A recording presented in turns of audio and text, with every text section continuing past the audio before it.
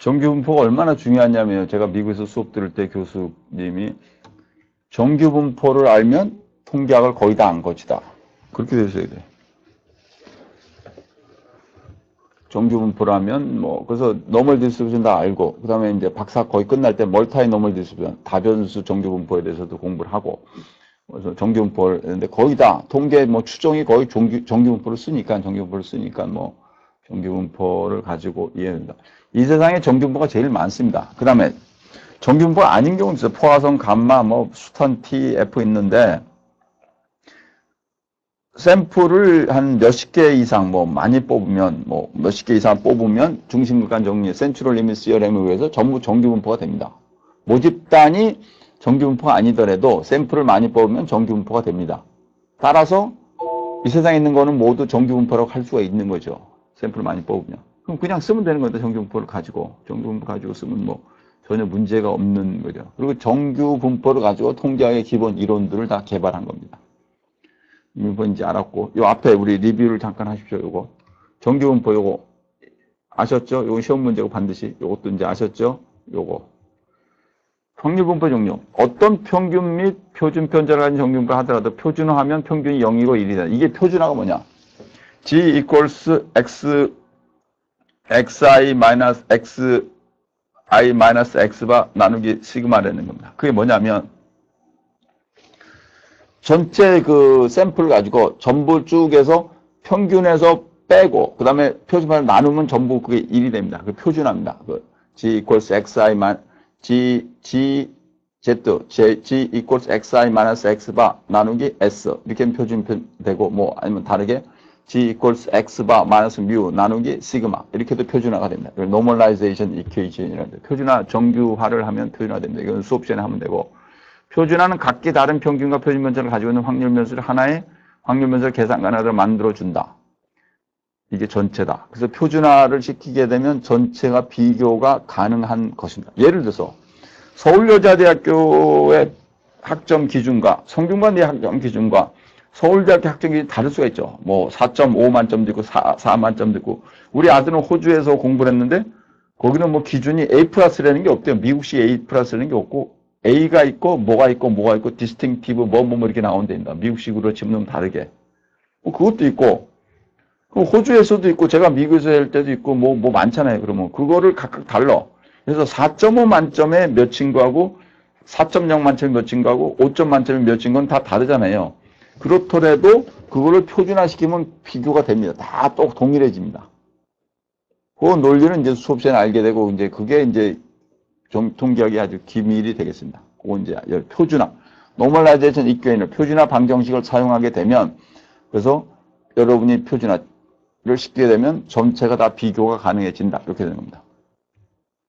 기타의 분포들, 뭐 통계학에는 연속 분포가 거의 되고 기타의 분포들이 이양 뭐 포화성 뭐 주로 이런 기타 있는데 실제는 그렇게 많이 안 쓴다. 안 쓴다. 여러분 F하고 T를 이제 쓰게 될 겁니다. T 테스트 할 때 이제 T 검정이라고 그랬죠. 제가 두 집단의 차이 할 때는 T 검정할 때 T 분포를 쓰고 세 집단에서는 안 오반되거나 F로 쓰고 그렇죠? 그다음 뭐 그렇게 쓰는 거죠. 나머지 이제 정규 보통 정규로 쓰고 중심극한 정리 요거 아주 중요한 겁니다. 요거 찍으세요.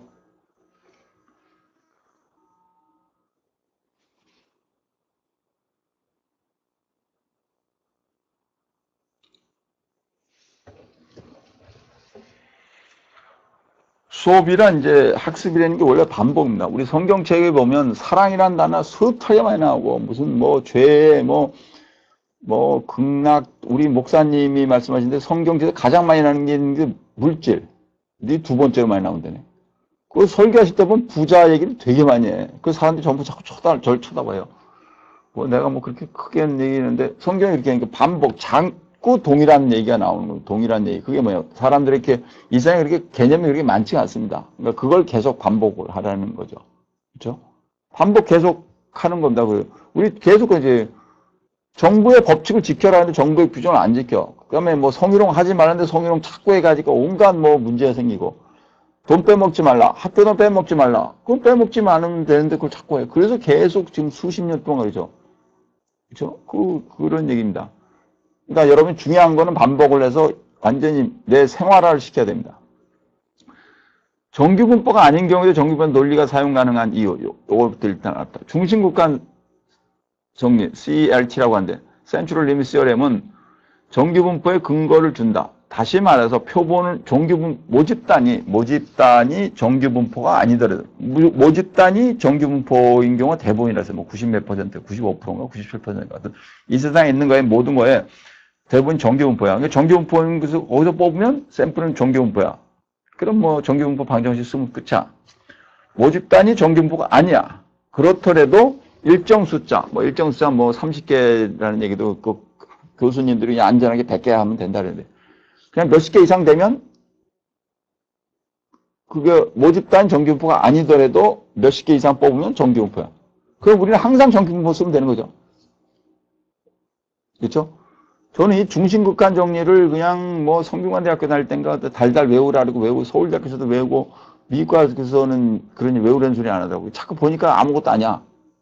중심국간 정리에 의해서 우리는 정규분포를 쓴다. 그렇게 이해하면 끝이야. 예. 이제 됐고. 일단 뭐 이제 4장 끝났습니다.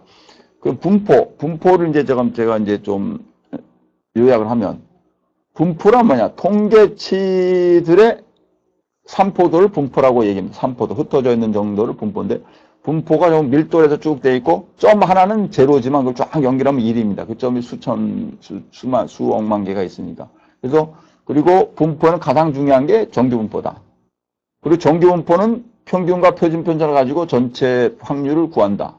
그런데, 모집단이 정규분포면 그냥 정규분포 쓰면 된다. 모집단이 정규분포 아니어도 샘플을 많이 뽑으면 정규분포 된다. 앞으로 나오는 5장부터 10장까지 해서 예외적인 경우 몇 개 빼고는 거의 다가 정규분포입니다. 아시겠습니까? 그렇게 아시면 됩니다. 예, 우리 5장으로 갑시다. 통계적 추정. 이제부터는 진짜 이제 어려워져가지고 제가 이제 논리를 하고 여러분인데 한번 뭐 생각을 하고 진짜 좀 그럽니다. 통계적 추정, statistical inference. 이게 뭐냐? 추측하는 거, 추측. 우리가 통계하기는 두 가지가 있다 했어요. 뭐 기억나십니까? 기술 통계하고 추론 통계였대. 기술 통계하면 이게 디스크리트 스타티스트, 기술, 그냥 기술적인 거. 추론 통계하면 뭐니까 인퍼런셜 스타티스트, 추측을 하는 거, 추측. 기술과 추측하는데 우리는 주로 추정을 하게 됩니다. 통계적 추정이란 추측을 하는 것. 스타티스틱 인퍼런스는 통계적으로 관심 있는 대상에 대해서 의미가 있는 추론입니다. 뭐 추측을 하는데 우리가 모집단에서 표본을 추출해서 통계량을 계산하면 그 통계량의 값이 실제로 모집단의 정확한 수치를 대변하는지를 판단하기 쉽지 않다. 그 이유는 통계적 추정량이 가지는 한계 때문이다. 이게 뭐냐?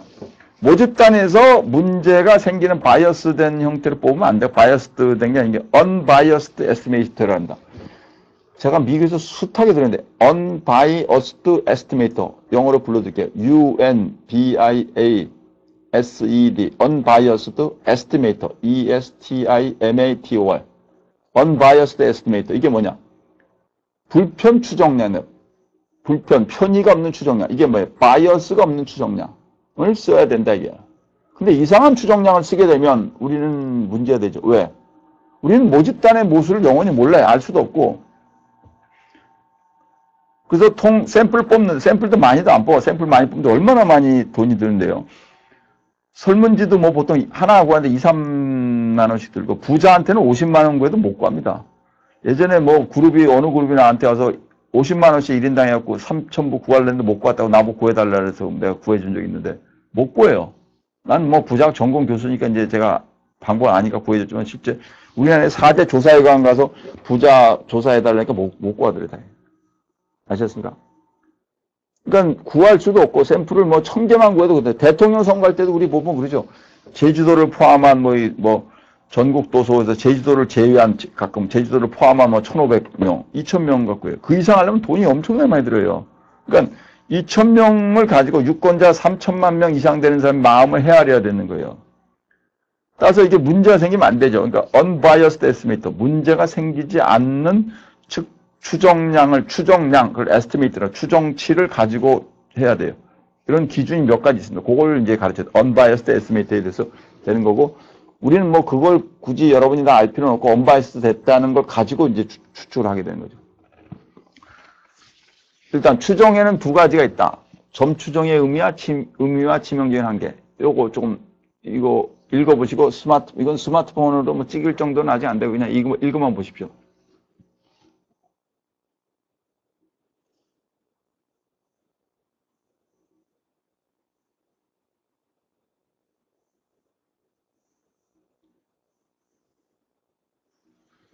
포인트 에스티메이션. 포인트면 점이라니, 점.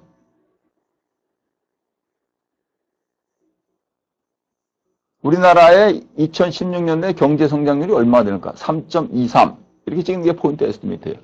맞겠습니까? 잘 안 맞죠? 여러분이 우리 통계학 수업 듣는 학생들이 대학을 졸업해서 대기업에 취업했을 때 받을 수 있는 연봉이 얼마다? 2,223만 원. 딱 찍는 거. 이 포인트 에스티메이트는 거의 다 쓰진 않습니다. 포인트 에스티메이트는 거의 쓰지 않고. 인터벌 에스티메이션. 이게 구간 추정에서 구간. 얼마에서 얼마다.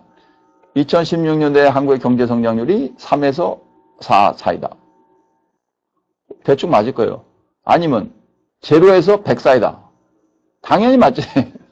당연히. 경제 성장률이 한 3, 4%지 뭐 그게 안 나오니까요. 그러니까 구간이 넓어지면 무조건 맞죠. 구간이 좁아지면 거의 안 맞죠. 포인트 에스티메이션인가 뭐냐. 구간이 없다는 얘기죠. 구간이 제로라는 얘기예요. 3.23이라는 건 3.23 약간 작은 거에서 약간 큰 거를 해서 포인트 에스티메이션 안 쓰고 다 인터벌 에스티메이션. 점 추정 하나의 값을 추정한다. 이것은 뭐 현실적으로 믿기가 힘들다. 구간 추정을 씁니다. 구간. 다 구간. 그러면 핵심이 뭡니까?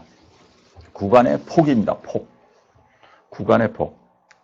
우리 서울여대 학생들이 졸업해가지고 대기업에서 받을 월급이 얼마다? 1,000만에서 4천만 사이다. 그거 뭐 맞아. 근데 의미가 별로 없지. 2,200만에서 2,300만 차이다. 상당히 의미가 있죠. 상당히. 그러니까 구간이 어떻게 되는 거예요? 좁아들어야죠. 구간이 좁아들어야지요. 그래야지 의미가 있는 거죠. 우리가 맞고 틀리다. 진리되는 거는, 진리는 별동, 진리가 여러 가지지만 사실이라는 거는 보통 한 가지다. 팩트라는 거는 한 가지인데 개념에는 여러 가지가 나올 수가 있습니다. 예를 들어서 대한민국이 세계 7위가 된다. 이거는 이제 됐는지 안 됐는지 팩트가 되지만 그걸 되는데 개념이 돼. 개념은 여러 가지가 있을 수 있습니다. 그러나 숫자는 한 가지죠. 숫자는 거짓말 안 하고 개념은 여러 가지가 될 수 있습니다. 그래서 결국 그 숫자의 폭이 넓으냐 좁으냐. 폭이 좁아들면 프로라는 얘기입니다. 프로. 확실성이 높아지는 거죠. 폭이 좁아지는 거는 확실히 높다는 거죠. 주관적인 확실성이 높으니까 폭을 좁혀도 상관없는데. 아셨습니까? 근데 폭이 넓다는 얘기는 흐리멍텅하다는 얘기죠. 아셨습니까? 그러니까 폭이 적절하게 좁아진다. 그건 어떻게 평가하냐? 표준 편차 가지고 한다. 따라서 평균이 있고 평균이 가운데고 표준 편차를 가지고 플러스 마이너스 3시그마 안에 90 몇 프로가 다 들어가니까 그 안에 집어넣으려고 한다. 표준 편차가 좁으면 정확도가 높다고 치고 표준 편차가 넓으면 정확도가 상대적으로 떨어진다고 이렇게 우리가 믿고 있는 겁니다. 믿고 그리고 그렇게 하는 거죠. 그 믿음이 지금 수백 년을 왔고 저는 뭐 로봇공학은 제가 모릅니다. 뭐 제가 로봇공학도 잘 모르고 로켓공학도 잘 로봇 만드는 것도 잘 모르고 로켓공학도 잘 모르고 저는 아키텍처럴 엔지니어링을 건축공학을 전공했고 요새는 컴퓨터 사이언스를 많이 하고 요새는 주거공학 같은 것도 제가 많이 하고 있고 지금 부작할 때 부작은 이제 가정의 문제니까 그런 걸 많이 하려고 하는데 로봇공학은 모르고 로켓공학도 못해. 저는 아주 궁금한 게 로켓공학에서 달나라 가는 우주선을 쏘았는데 들어가잖아 지금요 달나라에. 그거 어떻게 했겠습니까? 그거 다 통계학으로 했을 거예요. 좀 그리고 뭐 물리지만 다 통계로 물리 통계를 했을 거예요 다. 위성 통계로. 통계학이 그렇게 그러니까 달나라 가잖아. 명왕성도 찍고 그렇죠? 나는 명왕성 어떻게 하는지 모릅니다. 경약과 교수가 명왕성 어떻게 하는지 아는 사람이 있어요? 없을 거라고. 근데 하여튼 우리는 알잖아요, 그거를. 그렇죠? 그러니까 그 얘기는 통계가 우리가 하고 있는 통계가 상당히 신뢰성이 있다는 얘기입니다. 구간 추정의 의미와 활용하는 중요한 이유들. 요거 상당히 중요합니다. 요거 쭉 읽어보십시오.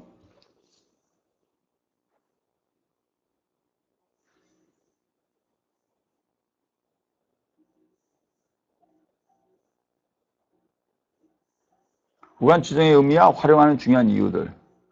구간 추정이란 구간으로서 모집, 구간 추정이란 구간으로서 모집단의 정확한 수치를 추측해 보는 것이다. 구간의 최소치와 최대치가 만드는 범위가 있다.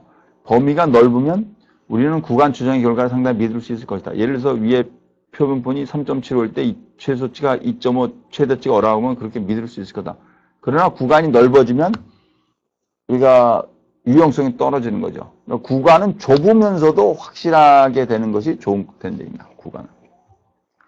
믿을 수 있는 추정량 조건. 지금 이제 점추정과 구간추정을 했는데 그것들이 해서 우리가 나온 것들이 중요한 거. 여기 분편성, 효율성, 일치성 이런 것들인데 요거는 상당히 중요한 건데 좀 어려운 개념입니다. 제가 시험에 잘 안 내는데 저는 그런 걸 배우라고 했어요. 저희는 근데 이제 그거 제가 미국에서도 이걸 해보니까 실제 그렇다고 하지만 이게 실제 이론 통계에 많고 수리 통계고 경영학에서 실제 쓸 때는 그렇게 많이 중요하지 않은 것 같더라고요. 아주 정확한 에스티메이션 할 때는 필요가 할 수 있는데 그래서 뭐 그렇게 많이 쓰진 않는데 하여튼 뭐 쓰는 겁니다. 믿을 수 있는 추정량의 조건들입니다. 이런 조건을 충족을 시켜야 된다. 추정을 하는 개념, 기법 방식을 추정량, 에스티메이터라고 한다. 추정량이라고 한다. 좋은 추정량이 되기 위해서는 보통 다음에 네 가지 조건들, 불편성, 효율성, 일치성, 뭐 세 가지 조건들을 가져야 한다. 세 가지 조건들을 가져야 한다. 불편성, 제가 아까 unbiased estimate라고 했죠. 그게 그겁니다. unbiasedness란 표본부의 평균이 모수의 실제값과 같다는 것이다. 불편성이나 표본부의 평균이 모수의 실제값과 같다는 것이다. 이건 어떻게 하냐? 제가 한번 지금 문제를 내줄게. 한번 해보시래. 수업 전에 가끔 안 막 쓰는데, 그거 말이 이상하네. 그러죠. 잘 보세요. 제가 479라는 숫자가 있습니다. 이 불편성 어떻게 측정하냐면, 479가 있어요. 4 더하기 7 더하기 9 하면 얼마입니까? 479. 20이죠, 20. 20 나누기 3 하면 6.66이죠. 4 더하기 7 더하기 9의 평균이 6.66 뭐 이렇게 돼요. 근데 그거를 구하는데 479를 더해서 하는 수도 있고 다르게 하는 수가 있어. 어떻게? 4하고 7, 4하고 9, 7하고 9. 잘 보세요. 479를 전체를 더해서 평균을 낼 수도 있고 그 중에서 두 개씩 뽑아. 4하고 7, 4하고 9, 7하고 9. 그렇게 4하고 7, 4하고 9, 7하고 9. 세 개를 뽑아. 4하고 7의 평균, 그 다음에 7하고 9의 평균, 그다음에 4하고 7의 평균, 이 세 개의 평균을 구해야지 다시 평균을 구하면 똑같습니다. 그게 unbiased입니다. unbiased. 아십니까?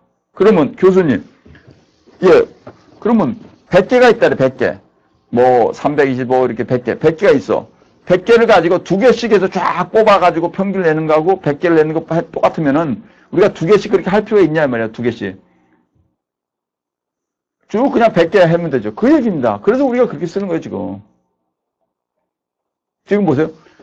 4하고 7의 평균을 구해. 그 다음에 4하고 9의 평균을 구해. 또 7하고 9의 평균을 구해, 세 개를. 4하고 7, 4하고 9, 7하고 9 평균을 세 개 구해. 그 세 개의 평균을 구한 걸 다시 평균을 내. 이 평균과 그냥 4, 7, 9를 더해서 평균을 구하는 게 똑같아. 그러면 왜 앞에 그런 걸 해? 4하고 7, 4하고 9, 7하고 이러면 이런 짓을 뭐하래? 그냥 4, 7, 9 해버리지. 그 얘기입니다.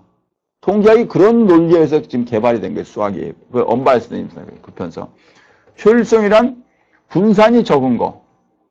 분산이 적으면 표준편차가 적다는 거죠. 분산은 뭡니까? 표준편차의 자성입니다. 왜 표준편차를 자성하냐? 표준편차는 마이너스가 있고 플러스가 있어. 왜? 평균보다 작으면 마이너스야. 평균보다 크면 플러스야. 마이너스 플러스가 되면 계산하기 복잡해집니다. 그 통계학에서는 계산하기가 복잡해질 때 쓰는 카드가 두 개가 있습니다. 뭐가 씁니까? 하나가 제곱이요. 다른 하나가 뭐갑니까? 절대값입니다. 스퀘어하고 앱솔루트 밸류. 그러니까 여러분이 보시면 통계학에 보면 갑자기 제곱이 나와. 어떤 데는 절대값이 나와. 그게 뭐냐면 분산이나 뭐 이런 앱솔루트 밸류 이런 게 나오는 얘기가 자승을 하거나 절대값 구하는 이유가 마이너스가 나오기 때문에 이것을 마이너스 플러스 막 더하면은 이게 숫자가 없어요. 마이너스 2 더하기 플러스 2 하면 제로가 되잖아요. 그러니까 안 되지. 그러니까 그걸 막기 위해서 제곱을 하거나 마이너스의 제곱 2, 2의 제곱 4 이렇게 해서 더하거나 마이너스의 제곱이 4죠. 그 다음에 2의 제곱도 4. 그래서 더하거나 아니면 절대값을 치워 그냥 2 이렇게 해서 구하거나 제곱을 하더라도 제곱은 나누면 상관이 없으니까 절대값을 구해야 하는 거니까 제곱이나 절대값을 쓰는 게 있습니다. 그래서 분산이 이제 표준변제 제곱이고 효율성이란 분산이 적대. 다시 말해서 표준분자가 적어야 된다. 제가 아까 그랬습니다. 표준변제 적어야 된다. 일치성이란 표본의 크기가 점점 커져서 모집단에 가짜면 표본 추정량이 모집수와 일치하게 된다. 그게 뭐냐? 서울여대 학생이 8,000명에 제가 한 달 용돈을 추천한데 20명을 뽑으면 실제 8,000명이 얼마야 한 달 용돈이. 근데 모르지 뭐 얼마나래. 20명 뽑아. 20명 뽑아서 평균을 내. 이것이 8,000명하고 상당히 벌어야 되죠. 근데 20명에서 그 다음에 200명 뽑아. 2,000명 뽑아. 그 다음에 4,000명 뽑아. 그 다음에 9,000명, 아니 7,000명가. 이렇게 표본을 많이 뽑을수록 표본 평균이 모집단 평균과 일치해진다. 이게 입니다. 이 세 가지에 대해서는 좀 이따 다른 동영상에서 또 말씀을 드리겠습니다. 예,